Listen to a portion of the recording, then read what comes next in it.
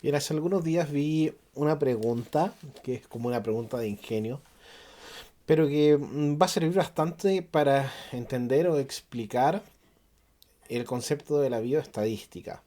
Y la pregunta es esta, que si en una pecera hay 12 peces y 5 mueren ahogados, ¿cuántos peces quedan?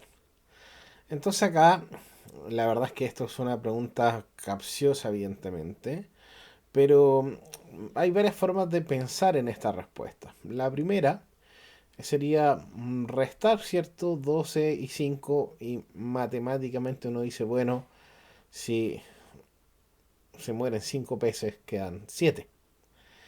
Pero si uno dice, a ver, un momento, si nadie saca los peces, aunque se mueran todos, siguen estando los mismos 12 peces.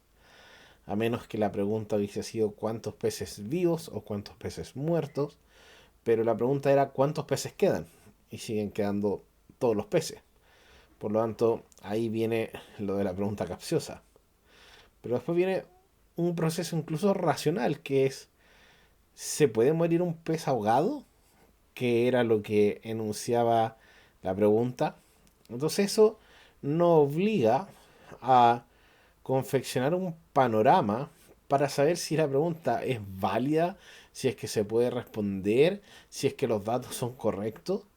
Y en palabras simples, un pez no se puede morir ahogado, se puede morir asfixiado, es decir, que no le llegue oxígeno. Y eso puede ocurrir por distintos motivos, puede ocurrir, por ejemplo, cambiándole la salinidad del agua, cambiando la temperatura del agua, cambiando algunos factores que en el fondo modifiquen la oxigenación del agua. Pero asumamos que esa asfixia podamos entenderla como que muera ahogado. Entonces acá necesitamos responder ¿por qué pasó eso?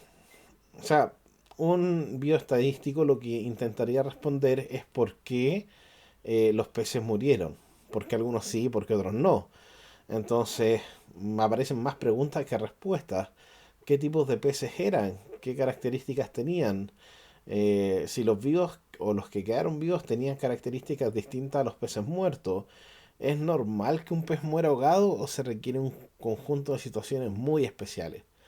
Entonces, cuando tenemos una serie de datos en bioestadística, la bioestadística es mucho más que aplicar simplemente pruebas, hacer tablas, hacer descripción, sino que requiere hacer un paso lógico y un paso racional para entender si lo que vamos a hacer, el análisis que pensamos hacer, tiene un sentido para poder explicar el fenómeno que queremos estudiar. Así que siempre mantengan presente que la bioestadística no es solo aplicar fórmulas o saber en un programa de estadística qué cálculo hacer, sino que es importante saber apreciar los datos, entender qué están mostrando, si es que los datos tienen un significado, si es que los datos tienen coherencia con la lógica, con la realidad.